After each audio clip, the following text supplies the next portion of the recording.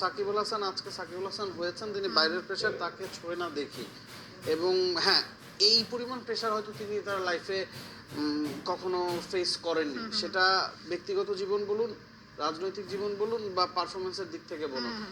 Bat ball দুটোর কোনোটাতেই তিনি খুব বেশি পারফর্ম করতে পারছিলেন না, সেটা বিশ্বকাপের পরে আমরা দেখেছি গ্লোবাল টি20 বা মেজর লিগ ক্রিকেট দুই জায়গাতেই তিনি খুব বেশি ব্যাট হাতে পারফর্ম করতে পারেননি। মেজর লিগ ক্রিকেটে তো দল থেকে বোলিং করছেন, অনেকদিন পরে রেড বলে বোলিং করছেন এবং তিনি ঘাম ঝরিয়েছেন। যেই 4-5টা সেশন বাংলাদেশ পেয়েছে লাহোরে এবং রাওয়ালপিন্ডিতে যথেষ্ট অনুশীলন করেছেন এবং চোখের একটা সমস্যার কথাও আমরা জানি।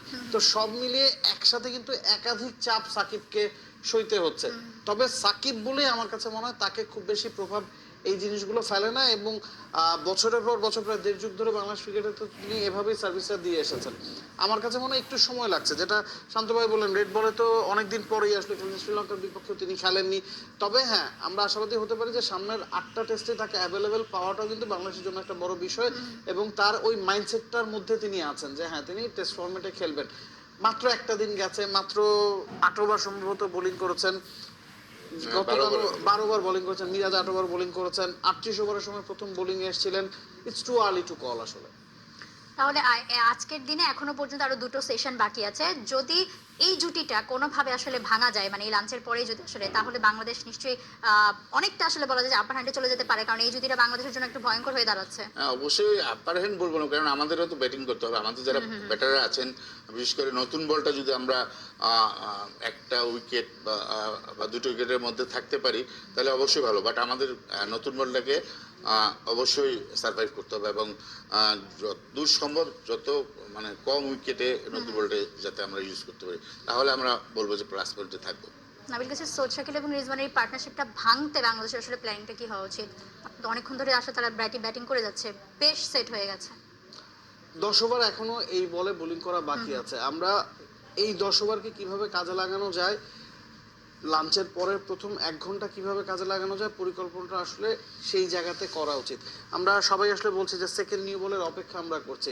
ওই জায়গায় আসলে ক্যাপ্টেন্সির কথা বলছিলাম যে একটু প্রোঅ্যাক্টিভ হতে হবে, কিছু ফিল্ডিং সেট আপে হয়তো ভিন্নতা আনতে হবে, ট্রাই করা উচিত এই পুরোনো বলটাকেও কিভাবে কাজে লাগানো যায়, সেটা পেসার দিয়ে বলুন বা স্পিনারদের দিয়ে বলুন।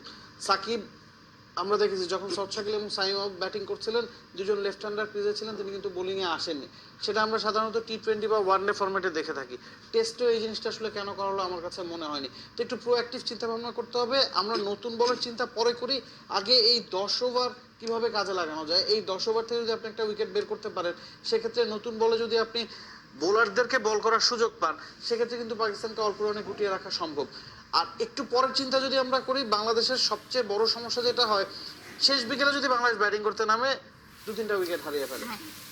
আগামীকাল সকালে যখন বাংলাদেশ ব্যাটিং করতে নামবে দেখা যাবে 2-3টা উইকেট চলে যাবে। তো ওই ক্যালকুলেশনটা আসলে করা দরকার, কারণ শেষ বিকেলটা আমাদের কখনো ভালো যায় না, আবার শুরুর সকালটাও ভালো যায় না। নতুন বলটা যেভাবে হোক আমাদেরকে সার্ভাইভ করতে হবে এবং যারা ব্যাটার আছেন আশা করি সার্ভাইভ করবে না। যে ধরনের উইকেট বল ব্যাটে আসছে, তো আমার মনে হয় যে একটু যদি দেখে শুনে খেলা হয়, আর যদি আমরা বেশি চার্জে না যাই, একটু ছেড়ে ছেড়ে খেলি, তাহলে অবশ্যই সম্ভব। বাট নাহলে যেটা বলছিলেন যে এই 10 ওভারে আমাদের উচিত এখন আসলে ব্যাটসম্যান যাতে ভুল করে, আমরা একটা জায়গায় বল করে যাবো। আমরা যদি এখন উইকেটের জন্য যাই দেখা যাবে যে রান দিয়ে দিচ্ছি। সো আমরা একটা জায়গায় বল করতে থাকবো যাতে ব্যাটসম্যান ভুল করে আউট হয়। বাংলাদেশের ব্যাটিং এর ক্ষেত্রে যদি বলি, রাওয়ালপিন্ডির যে স্ট্যাট আমরা দেখেছি, নাবিল কাসের বলছিলেন যে সেকেন্ড ইনিংসে রান বেশি হয়, মানে ফার্স্ট ইনিংসের এভারেজ স্কোর 338, সেকেন্ড ইনিংসের এভারেজ স্কোর 400 প্লাস। টেস্ট ক্রিকেটে সাধারণত আমরা দেখি যে যত ইনিংস যায় ব্যাটিং করা ডিফিকাল্ট হয়। তাহলে বাংলাদেশের জন্য কি সময় সোহাগ হতে পারে কিনা? মানে অনেক দেখে শুনে খেলতে হবে। আমি এটাই বলছি বারবার, বিকজ নতুন বলটা যদি আমরা আর্লি 2-3টা উইকেট পড়ে যাই তাহলে কিন্তু আমরা প্রেশারে পড়ে যাবো। সো সেই ক্ষেত্রে নতুন বলটা যদি সার্ভাইভ করতে পারি তাহলে আমার মনে হয় আমাদের যারা ব্যাটসম্যান আছেন এই উইকেটে ইজিলি ব্যাটিং করতে পারবে। সাদমান, জাকির, কি মনে হয় মমিনুল? জয় না থাকাটা অবশ্যই বাংলাদেশকে ভোগাবে, কারণ এ দলের হয়ে তিনি একমাত্র 50 করতে পেরেছিলেন, 65 রানে ইনিংস খেলেছেন এবং তার না থাকার ফলে সাদমান সুযোগ পাচ্ছে এবং সেটার একটা নেগেটিভ সাইডও আমার কাছে পার্সোনালি মনে হচ্ছে যে পাকিস্তান একটা করিডোরে আসলে অ্যাটাক করার চেষ্টা করবে। কারণ আপনি যদি ব্যাটিং লাইন আপটা দেখেন, জাকির, সাদমান, শান্ত, মুমিনুল, প্রথম 4 জনই কিন্তু লেফট হ্যান্ড ব্যাটসম্যান। তো খুব বেশি স্ট্রাইক রোটেট করে যে আপনি ফিল্ডিং চেঞ্জ করতে হবে তা না, একটা করিডোর ধরে কিন্তু তারা অ্যাটাক করবে এবং সেটা ফোর্থ স্টাম্প হওয়ার সম্ভাবনাই বেশি। এবং বাংলাদেশের ব্যাটসম্যানরা দেখা যায় যে বাউন্সের সাথে ওই ফোর্থ স্টাম্প করিডোরে একটু লুজ শট বেশি খেলে ফেলে, যেটা ওরা শান্ত কিন্তু ভাই bounce বলছিলেন যে দিয়ে কোচাটা দিয়ে আমাদেরকে ফেলে চেষ্টা বেশি। করবে, হ্যাঁ। ওইটা তো করবে, সাথে আমাদের বাউন্স মনে হয় যে ওরা অ্যাটাকিং বাউন্সিং আমাদের আমরা যে বাউন্সটা বডি লেন্থে ঠিকমতো করতে পারি তারা কিন্তু সেটা কাজে লাগাবে। সেই প্ল্যানিং করেই তারা তো আসলে সেটা স্কোয়াড সাজিয়ে তারা এসেছে। তারাও জানে যে আমরা বাউন্সে একটু উইক আছি, সেক্ষেত্রে তারা অ্যাটাকেই যাবে আমার মনে হয়। শান্ত ভাই, এক কথা যদি জানতে চাই যে আজকের দিনে আসলে বাকি দুই সেশন বাংলাদেশ কেমন করবে বলে আপনার মনে হয় এখনো পর্যন্ত যে না, অবস্থা আমরা তো আছে সবসময় আশাবাদী অবশ্যই ভালো করবে এবং সেটার সাথে বাস্তবতা মিলিয়ে আসলে বাস্তবতা মিলে আসলে আমাদের যেটা বললাম যে উইকেটের এখন চিন্তা না যে আমাদের যতবারই কম রানে দিব, আর একটা জায়গায় বল করবো যাতে ব্যাটসম্যান ভুল করে আউট, আর নতুন বলটা যদি আমরা নিই সেটাকে কাজে লাগাতে হবে। অবশ্যই দুজন ব্যাটসম্যান, আমি মনে করি এখন দুজন আর একজন ব্যাটসম্যান, এই তিনজন ব্যাটসম্যান থেকে দুজনকে অবশ্যই নতুন বল আউট করতে হবে।